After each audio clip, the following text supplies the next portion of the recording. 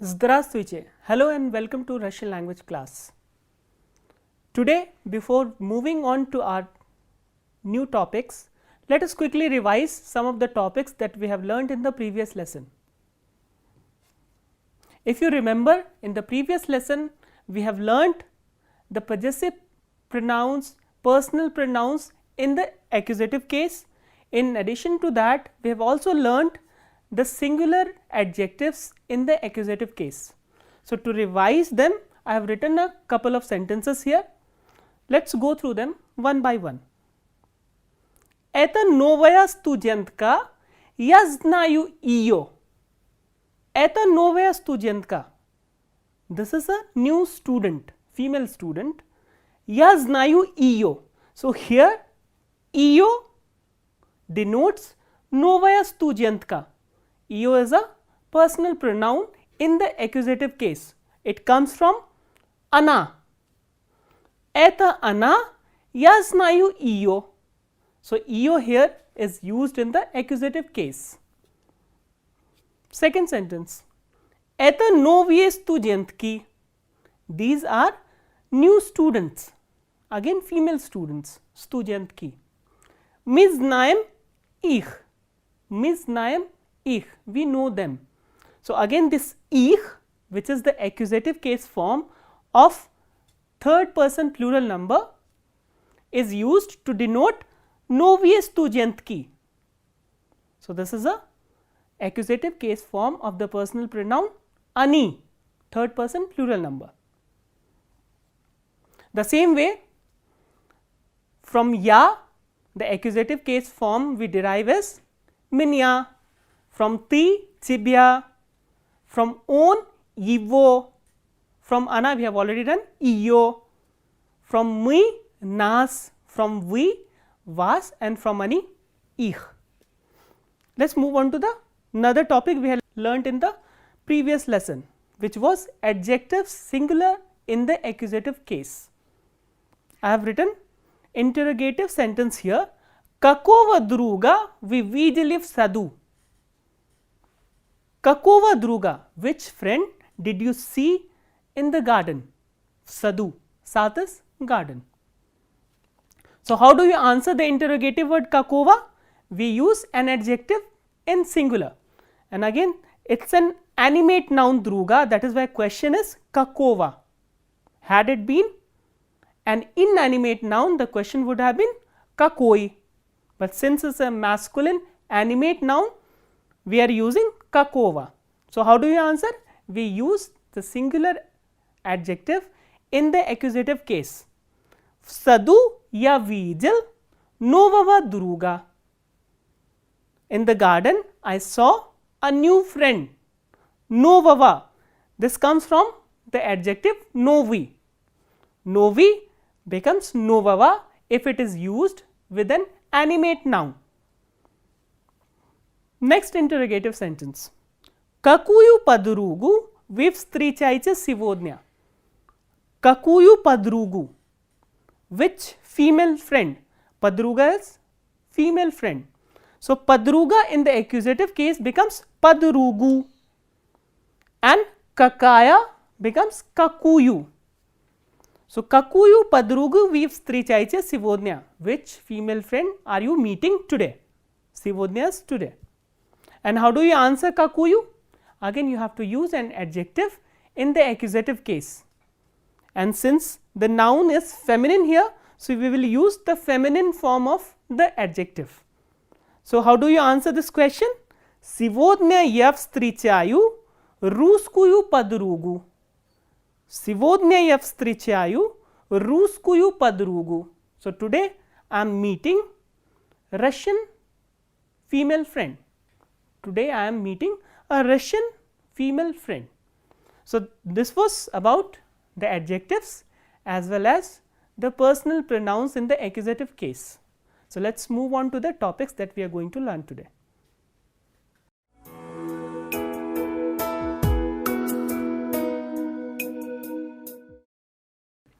We will start the lesson with the verb хотеть.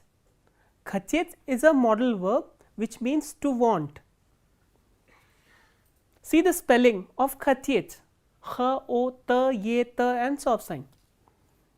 Now let us look at the conjugation, the way we conjugate this verb. It is a mixed ending verb. So what happens during the conjugation? Its stem changes its spelling. For example, ya first person singular number ya, khachu, ti second person singular number khochish, third person singular number khochit. Look at the stem, it has the consonant ch. So the stem of this verb in the singular number ends with a consonant ch. Now look at the plural number of the conjugation. Me first person plural number khatim, we second person plural number khatite, and ani third person plural number khatyat. If you look at the stem here, you will find that the stem here ends with the consonant t. Here it ends with ch and here it ends with t. So this is the difference. So its stem changes during the conjugation. So this is a mixed ending or mixed conjugation verb. What about the past tense? How do we form the past tense forms from the verb khatyet? Again we do the same thing.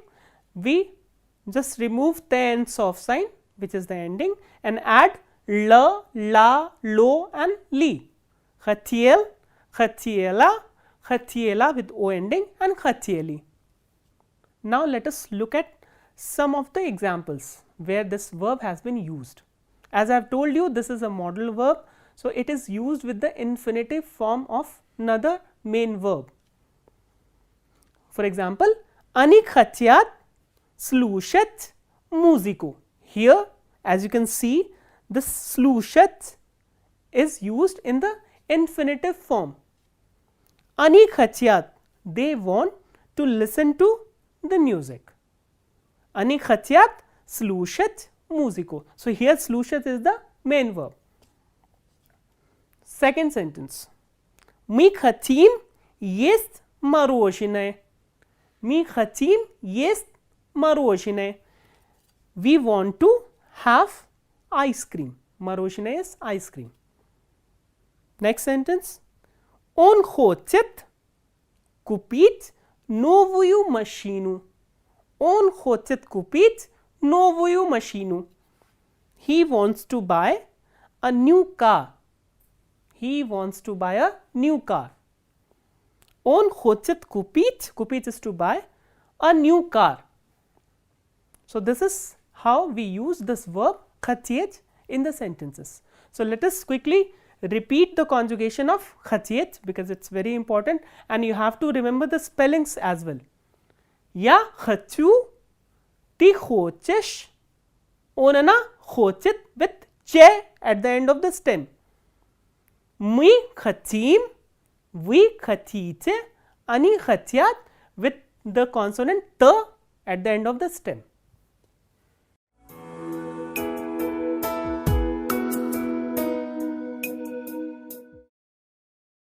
The next topic for our lesson today is the aspects of verbs. Verbs in Russian have a distinctive category which is called the aspects. So how do we define aspects?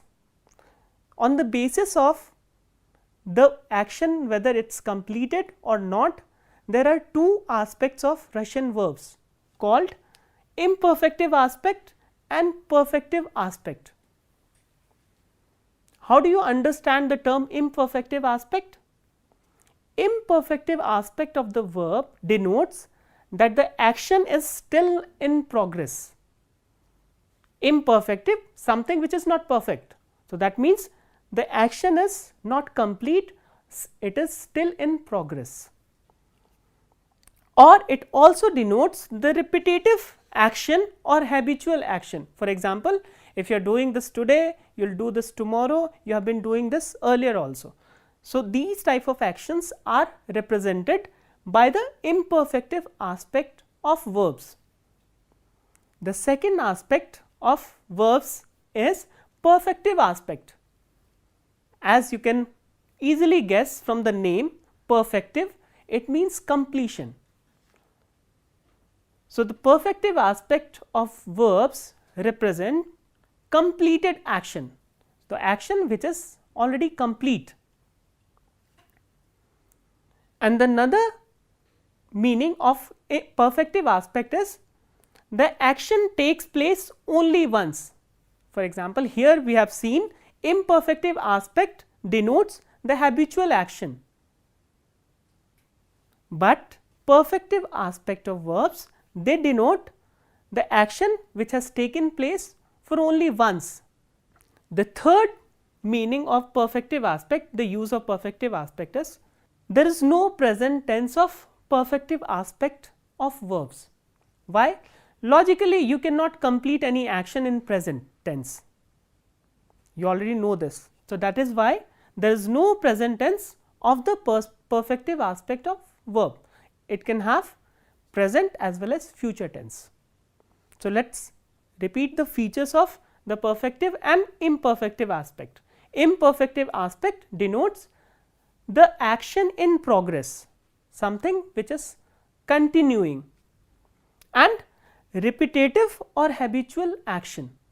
So, something which is repeated over and over again, whereas perfective aspect of verbs, they represent the completed action or the action which is taken only once, and there is no present tense of perfective aspect of verb. So, since we have seen the distinctive features of the aspects of verb, let us take some examples and look at them.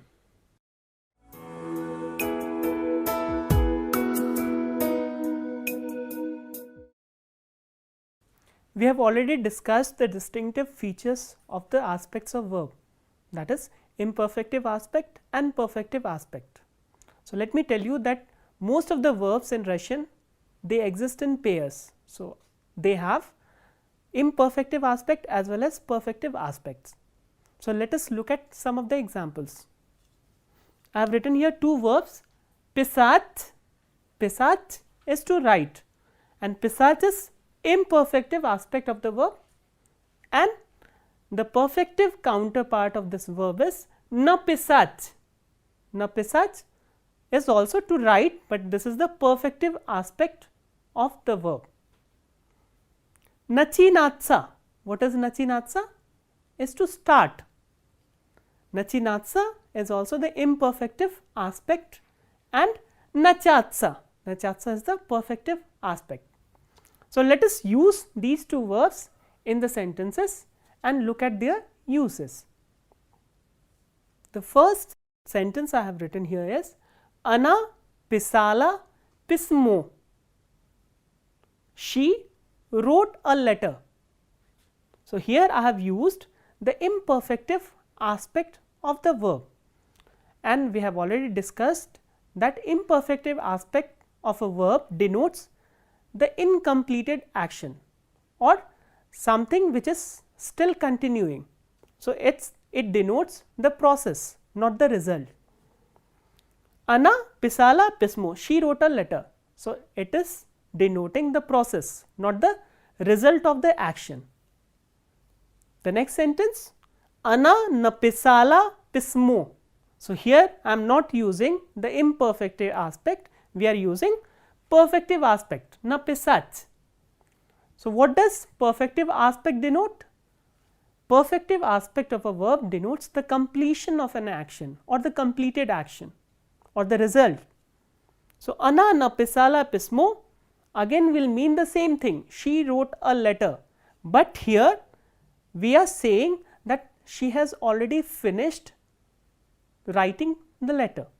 So, here action has been completed. So, it denotes the completion of an action. Next sentence, Обычно урок начинается в 9. Обычно урок начинается в 9. Обычно is usually, the class starts at 9 o'clock. Usually the class starts at 9 o'clock. This is the imperfective aspect. Abhichna, what does abhichna denote? Abhichna usually it means that this action is repetitive. So, it is repeating itself over and over again. The next sentence, Sivodnya urok начался. So, here stress is on a, the first a, начался в 10 часов. Today the class started at 10 o'clock. So, here we are using the perfective aspect. Why? Because the Sivodnya denotes, Sivodnya is today, Sivodnya denotes that this action is taking place only once and it has been completed. So, something which is taking place only once and it has already completed, we use the perfective aspect. So, here we are using the perfective aspect of the verb начинаться, which is начаться. Сегодня урок начался в 10 часов. Today the class started at 10 o'clock. One more thing, these adverbs are usually used with the imperfective aspect of verbs. What are those adverbs? Всегда, всегда is always, всегда, обычно, обычно is usually, иногда, иногда is sometimes, долго, долго for a long time, редко, редко is rarely, and часто, часто is often. As you can see yourself that these adverbs either denote a process or the repetition. So, that is why they are used with the imperfective aspects of the verbs. So, now we will look at how do we form the perfective aspect from imperfective aspect.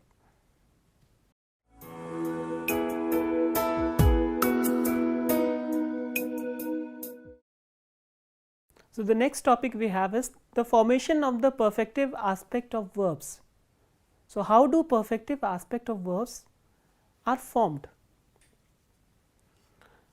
So, the first means by which the perfective aspects are formed are the prefixes.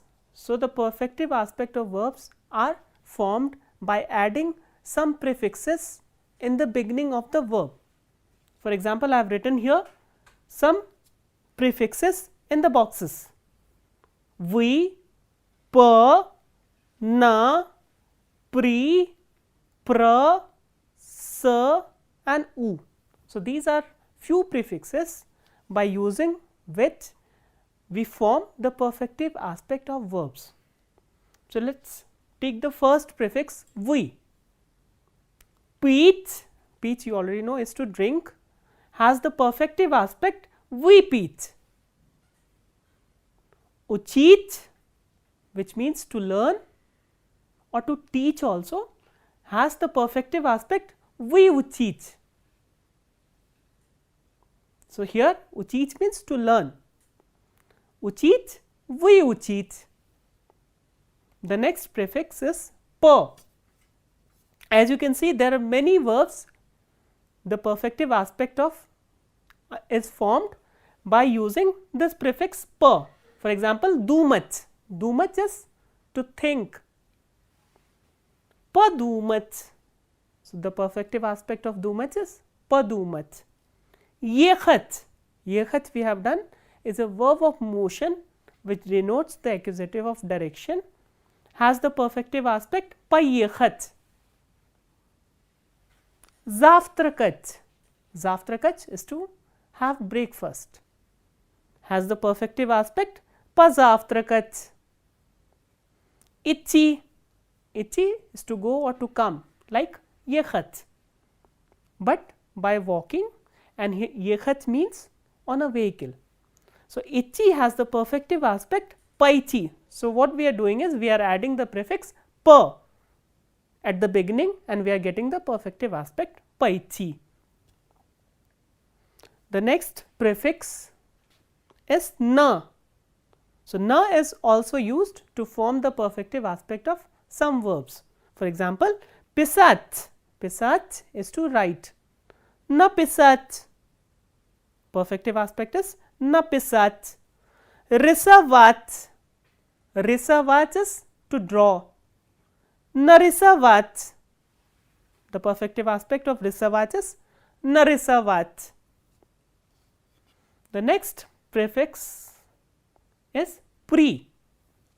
So, some verbs are also, the perfective aspects of some verbs are also formed by using this prefix pre. For example, gatovit. Gatovit is to prepare. Prigatovit. The perfective aspect is prigatovit. The next prefix that we have is pra. Chitat, which is to read, has the perfective aspect prachitat. Jit, jit, to live or to stay, has the perfective aspect prajit. Prajit. So, we are using pra prefix to form the perfective aspect from jit. Next is the prefix sa. So, by using this prefix also, some verbs have their perfective aspects. For example, dielet. Dielet is to do. Sdielet. Sdielet. So, here we are adding the prefix sa in order to get the perfective aspect of the verb. The next prefix is u, and we have a couple of verbs here also. Slishet. Slishet is to hear, and what is the perfective aspect of slishet? Uslishet. Uslishet is the perfective aspect of slishet. Znat. Znat is to know. Uznat, the perfective aspect. Vidit. Vidit is to see. What is the perfective aspect of vidit? Uvidit. So, these are some of the prefixes by adding which we get the perfective aspects of verbs. So, let us go through the another means by which the perfective aspects of verbs are formed.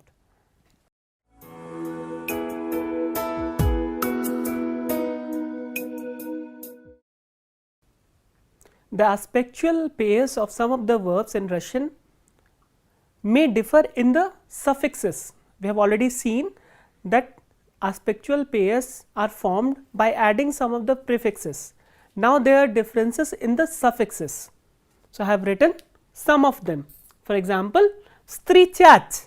Strichach has ach suffix, and the perfective aspect of strichach is striechit. As you can see here, ach is not there, but in place of ach, each is there. So, ach has changed to each. Strichach, striechit. Izuchach, again it has ach, changes to each. Izuchich. So, there are different suffixes here. Kanchach. Kanchach is to finish or to end, has the perfective aspect konchich. Konchich has a suffix eat as of sign, each, and here kanchach has ach. So, this is some of the examples where the suffixes change to form the perfective aspect. The next is stavach, and the perfective aspect of stavach is stach. So, what is the difference between stavach and stach? We have dropped this va from the stem. So, in stavach, when you drop va, it becomes stach. Stach is to get up. The same way, davach, which is to give, has the perfective aspect dach. Stavach, stach, davach, dach. The next changes in suffixes is eva and eva. For example, zabivach. Zabivach is to forget, has the perfective aspect zabit. Zabit. So, here as you can see, what happens is this va is dropped and we get this perfective form which is zabit. Sprashivach. again we have this eva, the combination of letters eva, and the perfective aspect of sprashivat, which is to question, is sprasit, sprasit, sprasit. The next verb we have is raskazivach, which is the imperfective aspect, has the perfective aspect raskazat, raskazat. So, in addition to these verbs, there are certain verbs which have different stem altogether.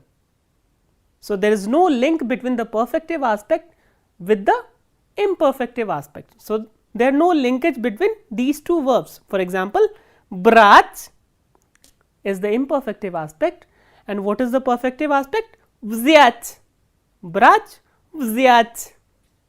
Gavarit, gavarit is to speak, and what is the perfective aspect? Skazat. The next is nachinat, and the perfective aspect is nachach. As you can see, these verbs, the perfective aspects of these verbs have no relation with the imperfective aspects. So, this is some of the ways we form the perfective aspect of verbs.